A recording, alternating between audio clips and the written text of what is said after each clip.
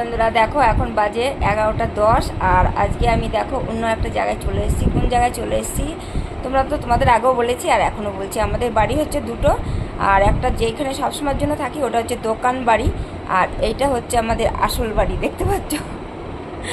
যাই হোক বন্ধুরা, অনেকদিন পরে এই বিছানায় শুলাম। আর আমি তো এখন দোকানেও থাকি বাড়িতেও থাকি, কিন্তু এখন বাড়িতে কম থাকা হয়, দোকানে বেশি থাকা হয়। যাই হোক বন্ধুরা, কাজকর্ম কমপ্লিট হয়ে গেছে, 2 ঘন্টা ধরে এসেছি, দোকান বন্ধ আছে।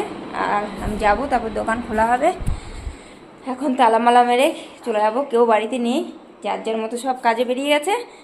আর এই দেখো, আর এই আমাদের ওপরে দুটো রুম, এই দেখো এই হচ্ছে একটা রুম।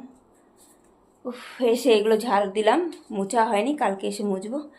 যাই হোক বন্ধুরা, আর এই হচ্ছে আমাদের বারান্দা, এই দেখো দেখতে পাচ্ছ। কিন্তু ভিডিও করতে পারি না বাড়িতে থাকলে, কারণ হচ্ছে দেখো আমার কত সুন্দর সুন্দর জায়গা, কিন্তু আমি মানে যেই জায়গায় সবসময়ের জন্য থাকি, কিন্তু সেইটা হচ্ছে আমার ব্যবসার জায়গা। আর ব্যবসা না করলে তোমরা তো জানো যে পেটে ভাত হবে না, সেই কারণে আমাকে ব্যবসা করতেই হচ্ছে। আর যাই হোক, তোমাদের দাদাভাই একা সামলাতে পারে না বলে আমাকে করতে হয়।